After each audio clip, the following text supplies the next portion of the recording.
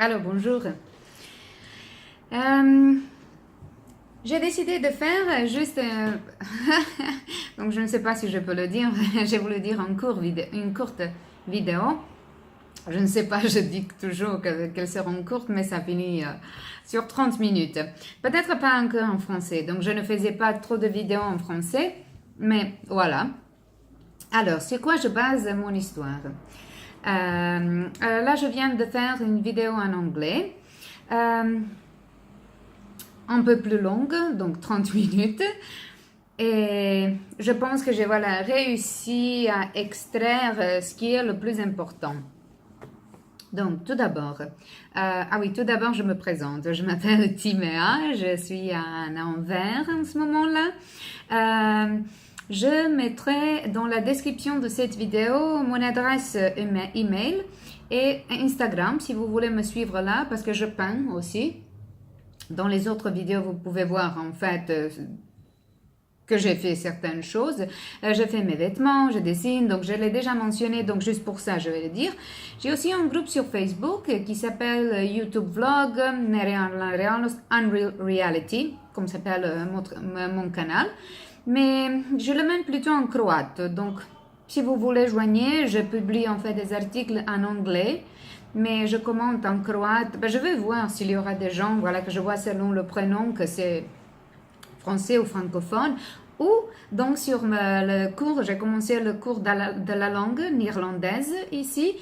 Donc il y a beaucoup de Marocains qui ont des difficultés avec l'anglais, mais ils parlent français.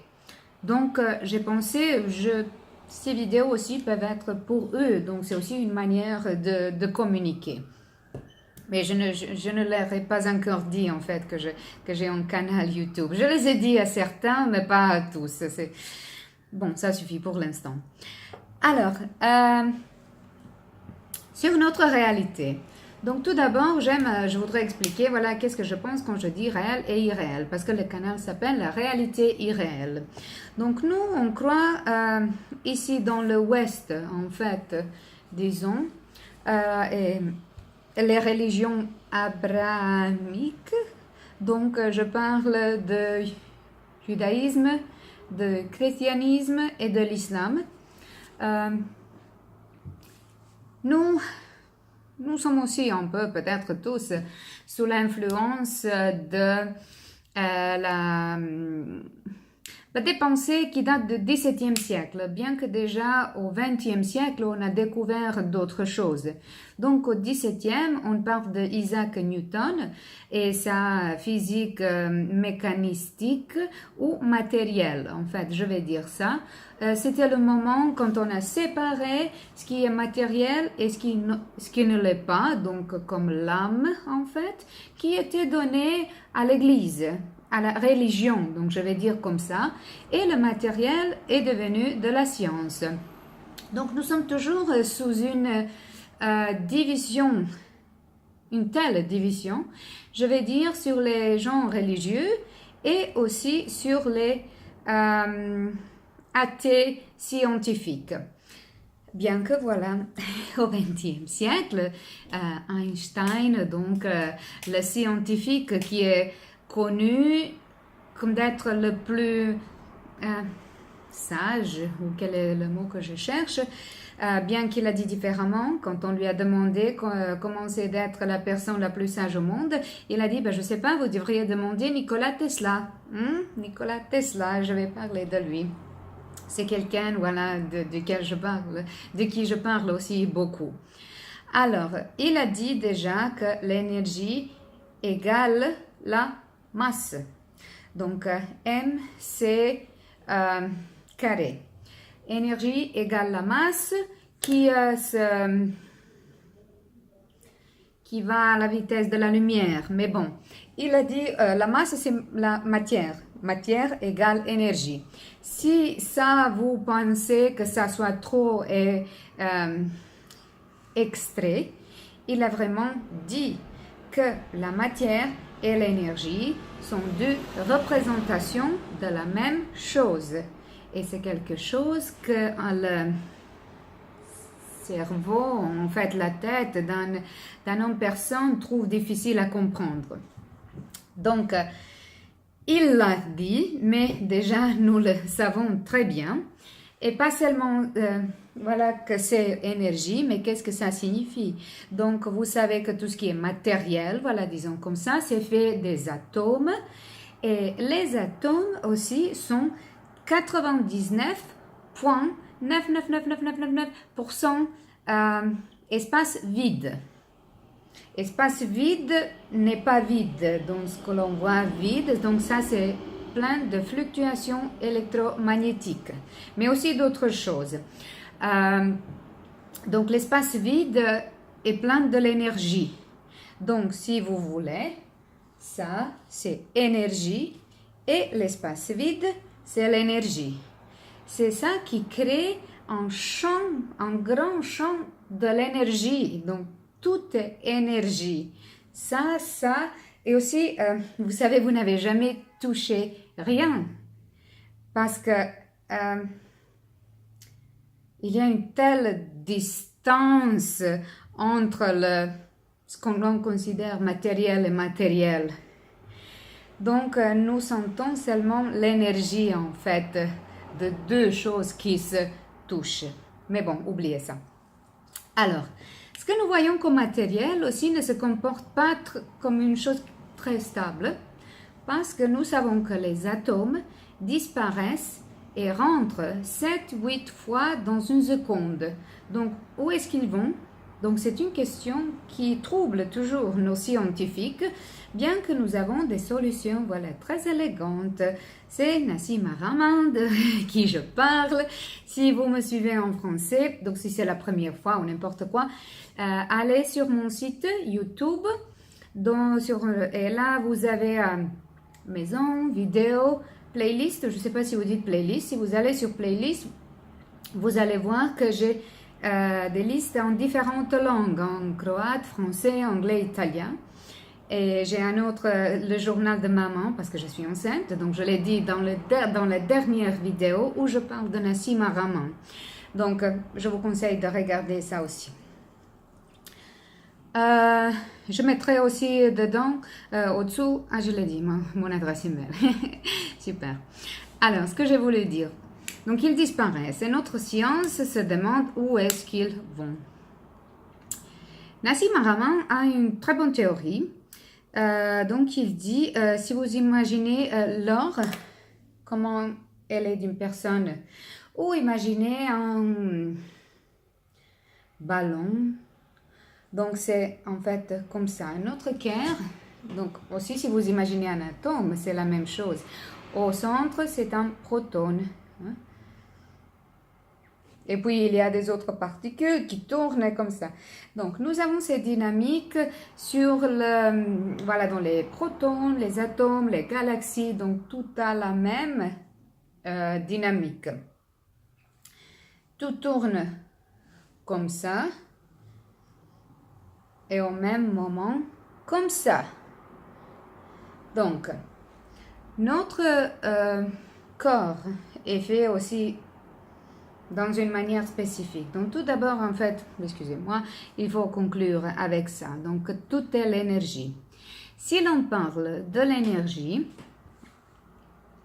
l'énergie a des vibrations et des fréquences. Nikola Tesla, il a dit, si vous voulez comprendre les secrets de l'univers, pensez dans les termes de l'énergie, vibration et fréquence. Donc, tout vibre. Tout a une fréquence, les cellules de notre corps, les organes, nous, les maladies aussi ont une fréquence, tout a une fréquence. Et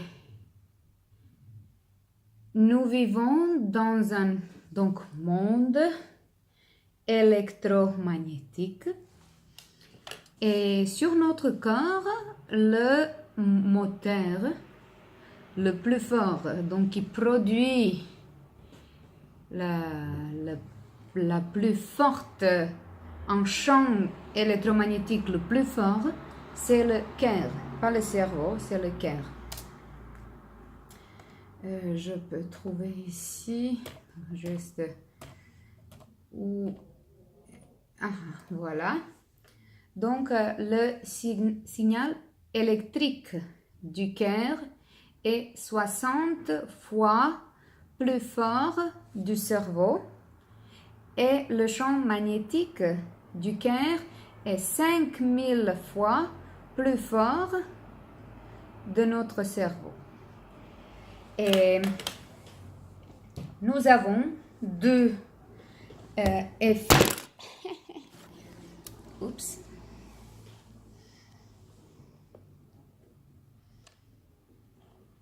Oh. Deux effets dans les livres de la physique. Ok, excusez. L'effet de Stark qui dit qu'avec le change de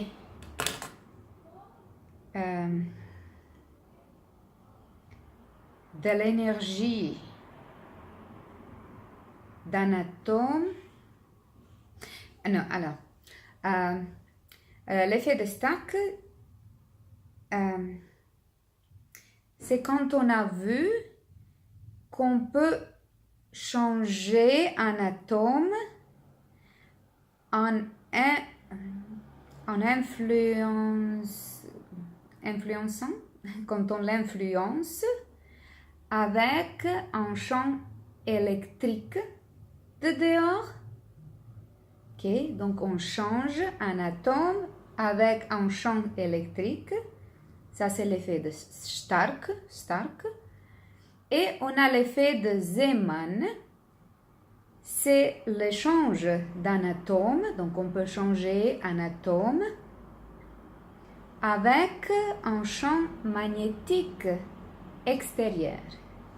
Donc, nous pouvons changer la réalité, un atome, quelque chose de matériel, en l'influençant avec un champ électrique ou magnétique extérieur. Donc, notre science nous présente cette chose, ces informations, mais sur les atomes ou je sais pas.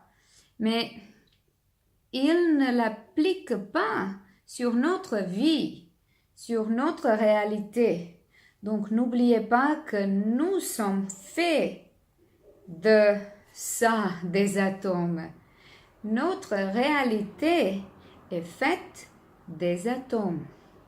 Donc, on peut changer le matériel en l'influence avec un champ électromagnétique.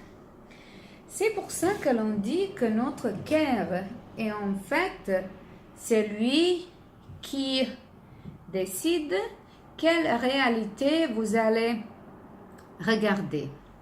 Donc, dans la théorie des réalités parallèles, chaque réalité a une autre fréquence.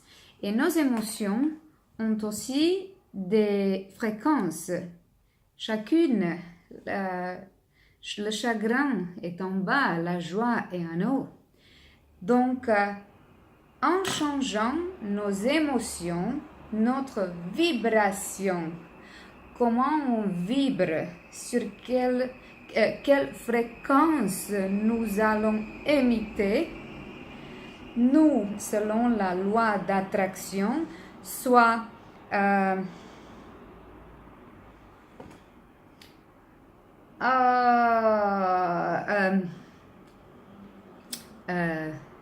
fréquence résonante, celle qui résonne, donc la même fréquence. Donc ça, c'est une loi de physique. Donc, ce que vous émettez, vous allez attraire. Vous comprenez ce que je veux dire? Donc, si vous changez vos émotions, vous allez, comme vous changez vos émotions, vous changez les choses qui arrivent dans votre champ. Vous changez votre réalité.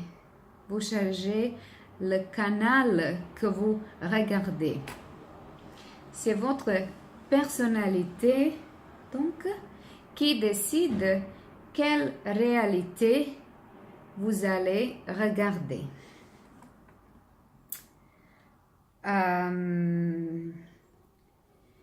Selon Nassim Haramein, donc il a compris voilà, que tout se comporte comme des trous noirs, donc les protons, les atomes, les galaxies, etc. Qu'au milieu, il y a la singularité. Quand tout est dans la singularité, on ne le voit pas. Mais puis ça rentre. Et puis ça entre dans la singularité. Quand on est dans la singularité, on ne voit pas, ça n'existe pas, disons. Et puis de nouveau, ça vient. Donc, son image de notre réalité expliquerait très bien tout ce qui se passe. Donc, en parlant des atomes, une aure humaine, les galaxies, le Big Bang aussi. Donc, vous savez, ils disent que tout est créé de rien, que a commencé à se développer de la singularité. D'accord, mais qu'est-ce qui c'était avant? Parce que selon la loi de physique, pour créer quelque chose, il faut avoir une autre force contraire. Donc, singularité, vous vous souvenez? Et puis on a commencé notre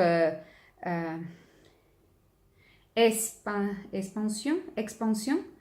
Donc, qu'est-ce que c'était avant le Big Bang? C'était un autre Big Bang. Parce que tout assez dynamique, ça a disparu et ça revient. Ça a disparu et ça revient, ça a disparu.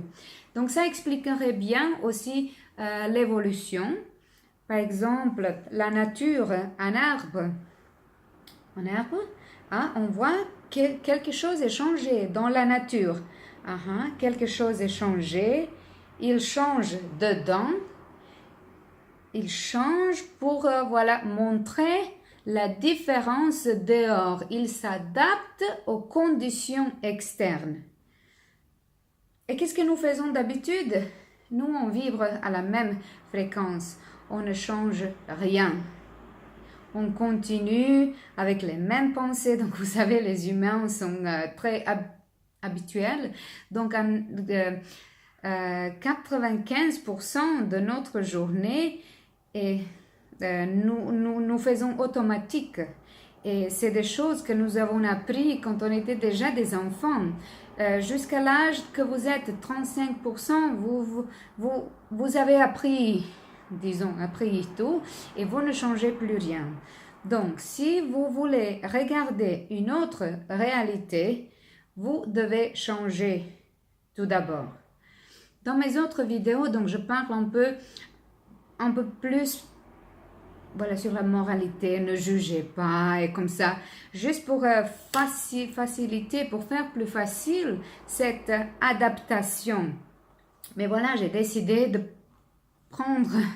vous donner un peu plus de physique parce qu'il nous donne des informations, mais il n'explique pas comment ça influence notre vie.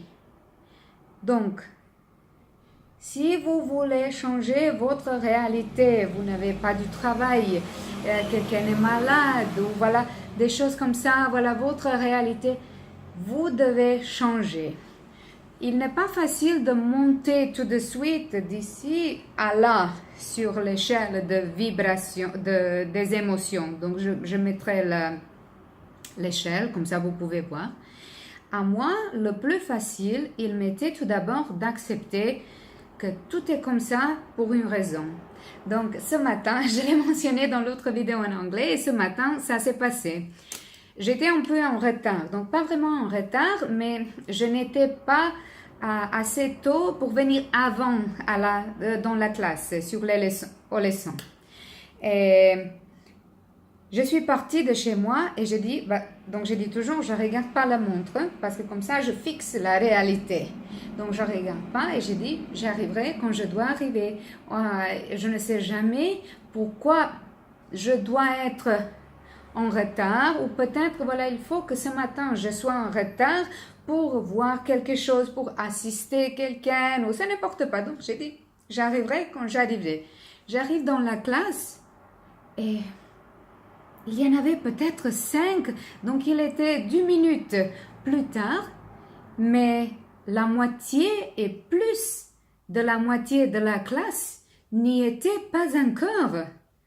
Donc ce matin, tout le monde était en retard. Pas tout le monde, mais la majorité des étudiants étaient en retard. Et alors je dis, ok, donc vraiment le fait que j'étais en retard n'était néanmoins vu, parce qu'il y en avait tellement qui sont venus après moi. Donc, selon moi, je suis entrée dans une réalité parallèle qui était parfaite à mon besoin, voilà, à ma situation. Donc, n'oubliez pas que le change de réalité semblera toujours réel. Notre réalité semble réelle, elle ne l'est pas. Donc, vous pouvez dire, bah, c'est juste une coïncidence, mais les coïncidences avec un sens s'appellent synchronicité.